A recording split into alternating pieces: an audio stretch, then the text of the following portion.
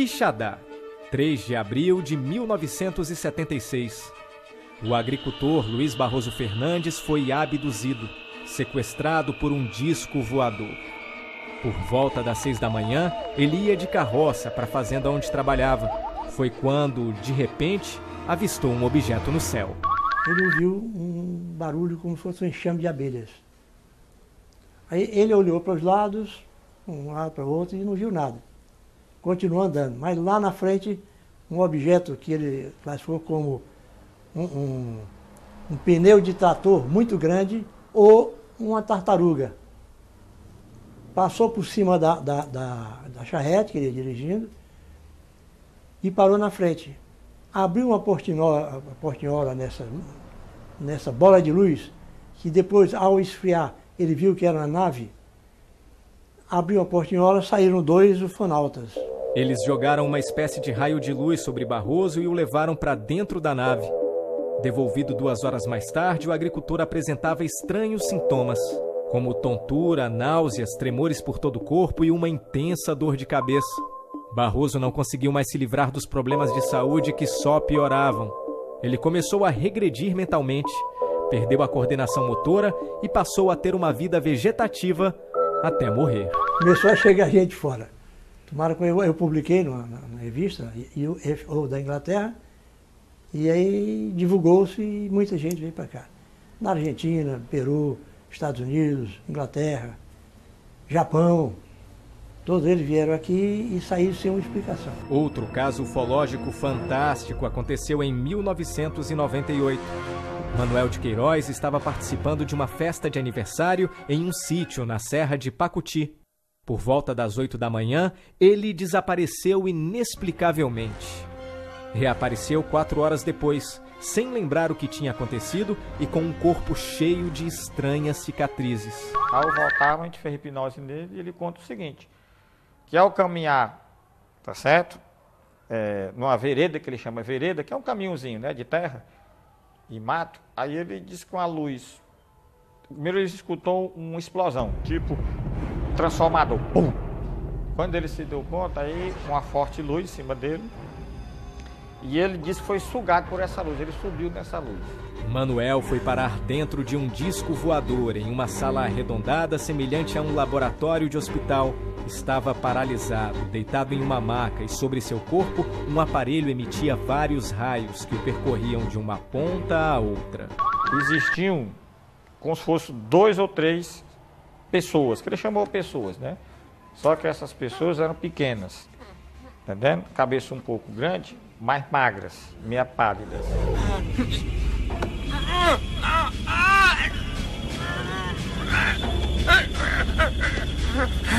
Quem nos conta essas histórias bizarras são os 2 ufólogos mais conhecidos do Ceará.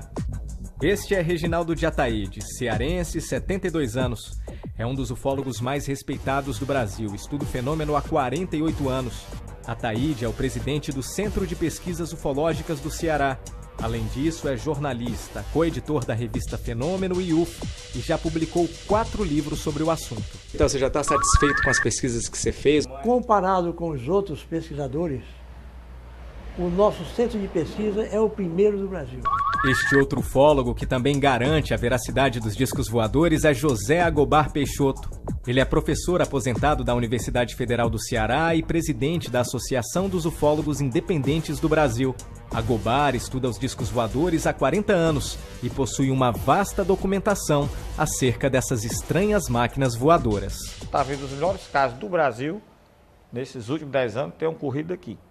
E a importância disso é que é documentado. O nascimento da ufologia cearense se confunde com o surgimento do Centro de Pesquisas Ufológicas do Ceará. O instituto foi fundado em 1959, após uma experiência insólita vivenciada por Reginaldo de Ataíde. Na quinta-feira, que antecedeu a Semana Santa de 1959, Ataíde e mais 2 amigos viajavam do Crato à Fortaleza. Por volta das 8h30 da noite, o motor do jipe parou de funcionar repentinamente. Ao saírem do carro, eles avistaram poucos metros acima uma estranha máquina voadora, que envolvia o automóvel em um círculo de luz. Aí eu olhei para cima e vi um objeto parecido com uma bacia, bacia de aproximadamente 3 a 5 metros, não dá para a gente saber o tamanho mais ou menos, porque é emocionante, você fica... E então olhei e disse, ô Zé de Souza, senhor Anísio, olhe para cima. Aí eles olharam, aí ficaram boquiabertos. O senhor Anísio estava fumando um cigarro e comia o cigarro. Então, e o outro ficou, retrovade, Satanás, retrovade, Satanás. Isso é coisa do cão, né? E eu fiquei pasmo, né? Olhando aquele negócio. Eu tinha terminado o científico, ia fazer o vestibular. Aí fiquei olhando assim, e troço impressionante, não se falava em disco voador naquele tempo. Quando o OVNI desapareceu, o carro voltou a funcionar e os três prosseguiram viagem. Ao chegarem a Quixaramubim, algumas pessoas estavam nas ruas olhando uma luz que fazia evoluções no céu. Chegando lá na frente, encontramos o Dr. Ponte Neto, médico cirurgião, uma parenta da Raquel de Queiroz, mais 2 pessoas, 3 pessoas, olhando as evoluções de uma bola de luz. Então nós atribuímos aquele objeto àquela bola de luz que estava fazendo a acrobacia lá em cima, né? E ficamos que é isso, que não é coisa e tal. O Ponte Neto, rapaz, isso não é da Terra, não tem nada na Terra que faça isso. E eu também acho. Logo depois do contato, Ataíde fundou o CPU, considerado um dos maiores arquivos do Brasil sobre o fenômeno UFO. O centro reúne 312 associados, dos quais 11 realizam pesquisas de campo e já tiveram algum contato com extraterrestres. Era uma nave bem grande, talvez assim uns 8 metros de diâmetro, né? Eu olhando assim para ela e vi que era uma nave, fiquei gelado ali, colado mesmo na areia. Quando eu desci até a calçada, tá entendendo? Aí a nave se afastou um pouco, né? Ela afastou e saiu um cone de luz de dentro. Fez... Eu vi tudo que estava dentro daquela luz, formiguinha, tá entendendo? As formigas até cresceram, tá entendendo? Dentro dessa luz. Eu vi as pedrinhas, tudinho, as formigas andando, e aquela coisa, eu fiquei admirado, olhei para aquilo ali e de repente, quando eu estava debaixo da nave, quase debaixo. De repente, tá entendendo? Ela apaga tudo e some.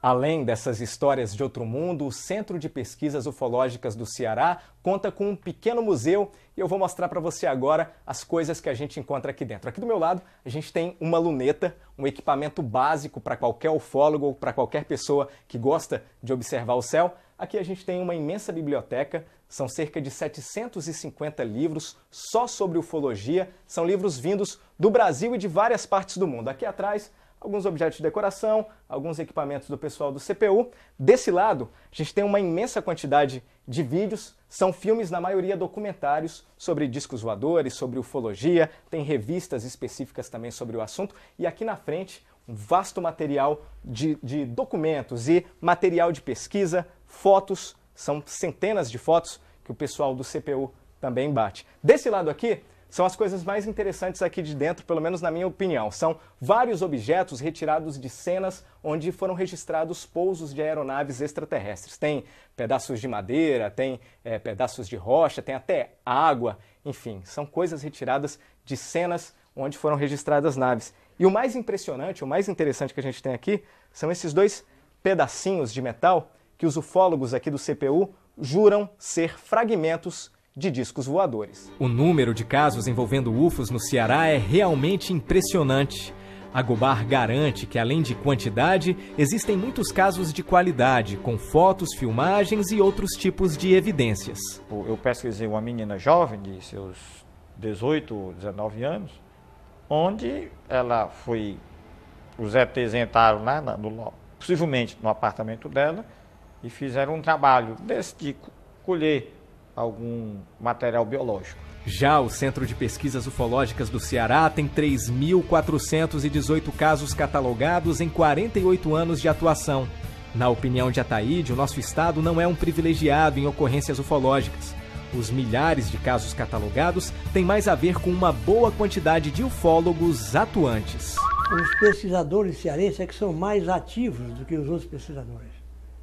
A maioria dos pesquisadores de fora, eles usam o computador. Eles ficam atrás da máquina, do computador, pegando as informações que vêm de outros estados ou de outros pesquisadores, na maioria deles, rapazinhos, e que inventam histórias e lançam na mídia. E Fortaleza é uma das cidades onde mais aparecem discos voadores, pelo menos de acordo com o professor Agobar. Ele já pesquisou cerca de 50 bons acontecimentos ufológicos na capital. Os motivos que atraem os discos voadores à Fortaleza seriam a posição geográfica da cidade e as grandes construções. Tem surgido nessa área construções grandes, né? Metais que refletem muita luz. Então, o Mucuri tem essa ponta, né? Quem está lá de cima, né, vê essa saliência, né? Tá entendendo? Mais proeminente do que outras. E isso talvez chame a atenção. Cuidado, isso é uma ideia. Eu não posso dizer que isso é real, tá certo? Mas eu acho que é um fator geográfico.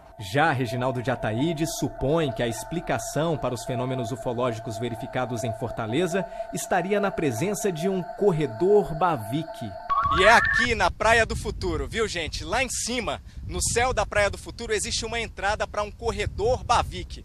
Daqui de baixo não dá para ver nada e você aí na sua casa deve estar se perguntando que diabo é um corredor Bavick. Eu vou explicar para você. De acordo com os ufólogos, esses corredores são uma espécie de via aérea ufológica, ou seja, são os lugares por onde as naves extraterrestres passam aqui na Terra. Eu vou conversar sobre isso com o Reginaldo de Ataíde. Ataíde, me diz uma coisa. Na verdade, queria que você explicasse um pouquinho para a gente o que são esses corredores Bavick. Corredores Bavick foi um processo criado por Aimé Michel, francês, trabalhando nos Estados Unidos, que pontuava todos os locais onde os UFOs aterrissavam. Aí ele chegou à conclusão de que existia uma rota pré-determinada para que eles entrassem no Brasil e seguissem um certo itinerário. Em Fortaleza, aliás, no Brasil, a entrada principal do corredor Bavick é aqui na Praia do Futuro. Daqui eles passavam direto até Ponta Porã. E as subvias aéreas, ou seja, subcorredores Bavick, um se dirigia até a cidade de Quixadá, Xaramobim, Senador Pompeu, e o outro entrava aqui para o lado de Pernambuco, Rio Grande do Norte, Pernambuco, e entrava para o oceano. Não sabemos para onde eles se deslocavam. Se para alguma espaçonave, nave-mãe, qualquer coisa assim. E Ataíde, é verdade que por conta disso existe um grande número de avistamentos de discos voadores aqui na Praia do Futuro? Sim, o percentual é muito grande. Hoje já está mais aberto, já aparece mais em outros locais. Mas no tempo em que surgiu a teoria do corredor Bavick, aqui era um ponto de avistamento muito forte. Inclusive, hoje, agora, há poucos meses atrás, nós tivemos um fato de um UFO da Rasantes aqui na Praia do Futuro. Para saber se isso é verdade mesmo, a gente foi conversar com algumas pessoas que trabalham ou moram aqui na região da praia. Eu nunca percebi nada estranho, nem durante o dia, nem à noite. Nada diferente, não. Eu vejo algumas luzes lá no final do mar, bem no meio. E afinal de contas, o que querem os ETs que visitam o Ceará?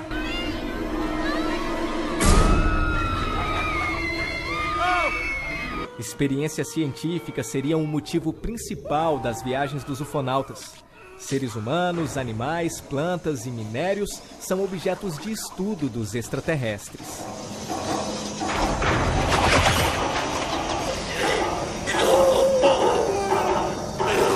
O interesse deles é mais o quê? É material biológico das pessoas, né? Tá certo? A parte que chama genética, né? A parte, vamos dizer assim, da fauna, né? Tá certo? Da parte biológica relativa a vegetais, né? Vegetação. E tem uma parte que é importante, que é o caso de Santa Quitéria e talvez Quixadá. A parte mineralogia, que também é a serra que dá para Sobral. Um último fato revelado pelos ufólogos que chama bastante atenção são as chamadas ondas ufológicas. Mais ou menos de 10 em 10 anos, há um período onde a quantidade de casos é assustadoramente maior do que o normal. Pelos cálculos dos ufólogos cearenses, isso está prestes a acontecer. Nós estamos entrando num ciclo desse, porque nos últimos 4 ou 5 meses, foram avistados aqui no Ceará, principalmente, vários UFOs, inclusive filmados e fotografados.